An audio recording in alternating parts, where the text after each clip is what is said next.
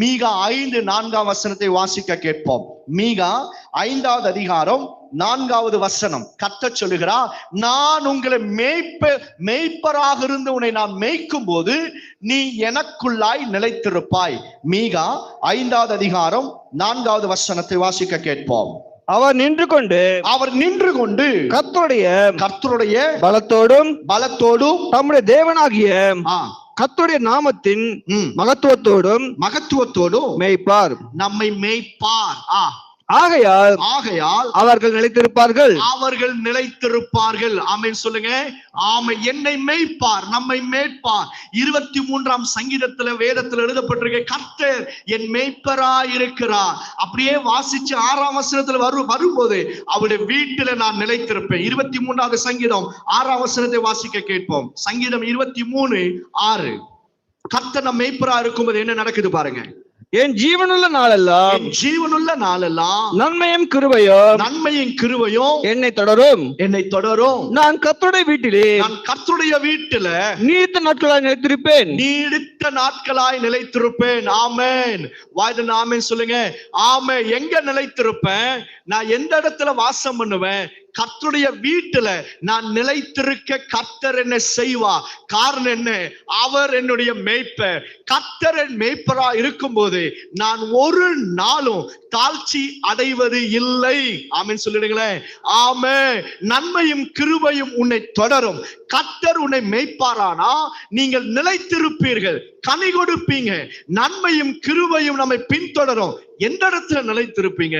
கர்த்தருடைய வீட்டுல நம்ம ஸ்ட்ராங்காய் அதே இடத்துல ஸ்டேபிளா இருப்போம். ஒரு நாளும் ஒருவனும் உன்னை கர்த்தருடைய கரத்திலிருந்து பறித்து கொள்ள முடியவே முடியாது. ஆமென். வியாதியோ, துயரமோ, துக்கமோ, நிர்வாணமோ, பசியோ, பிணியோ, லாபமோ, நஷ்டமோ எதுவுமே உன்னை தேவனுடைய வீட்டிலிருந்து, கர்த்தருடைய சமூகத்திலிருந்து பிரிக்க முடியாது. ஆமென் சொல்லிடுவோம். ஆமென். காரணம் என்ன?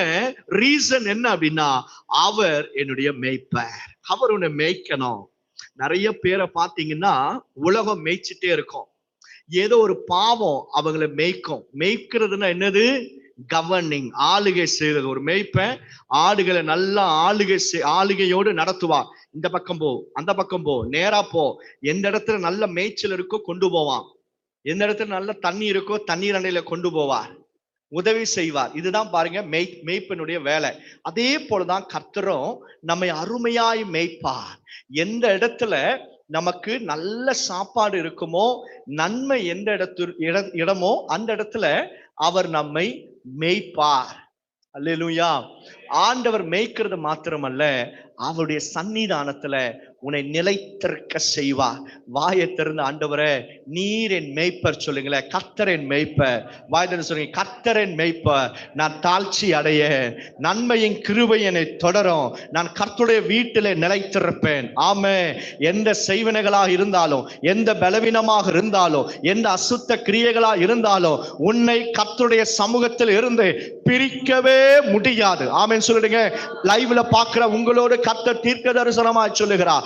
எந்த உலகமோ பனியோ எந்த ஒரு பசியோ கர்த்தருடைய ஆவியானோ சொல்லுகிறார், தேவனுடைய சமூகத்தில் இருந்து உன்னை பிரிக்கவே முடியாது என்பதாக கைகளை தட்டி கர்த்தருக்கு நல்ல ஒரு மகிமை செலுத்துவோம். இயேசுவே உமக்கு நாங்க நன்றி செலுத்துகிறோம்.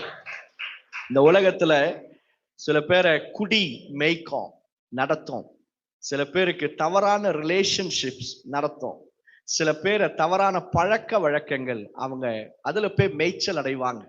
ஆனா கர்த்தர் சொல்றாரு, நான் உன்னை மேய்ச்சேன்னா நீ நீடித்த நாட்களாய் என் வீட்டுல நிலைத்திருப்ப. சும்மா கொஞ்ச நாள் இருந்துட்டு விழுந்துட மாட்டேன். கொஞ்ச நாள் சில பேர் பாருங்க, கொஞ்ச நாள் சர்ச்சுக்கு வருவாங்க, அதுக்கப்புறம் எங்க திரும்பி பார்த்தா எங்கேயுமே பார்க்க முடியாது. கொஞ்சம் உற்சாகமா எழும்பி கர்த்தருக்காக அதை செய்யணும் இதை செய்யணும்னுவாங்க. திரும்பி பார்த்தா இருக்க மாட்டாங்க, சோர்வடைவாங்க. அப்ப அவங்க எல்லாம் யாரு அப்படின்னா, வேதத்தில் எழுதப்பட்டிருக்கு, கற்பாறை நிலத்துல விதைக்கப்பட்டவர்கள். நீ தேவனால் மேய்க்கப்பட்டால், கர்த்தர் உங்கள் மேய்ப்பராய் இருந்தா, நீங்க நீடித்த நாட்களாய் தேவ சமூகத்துல நீடித்த நாட்களாய் நிலைத்திருப்பீர்கள். ஆமென் சொல்லுவோம். ஆமென், ஆமென்.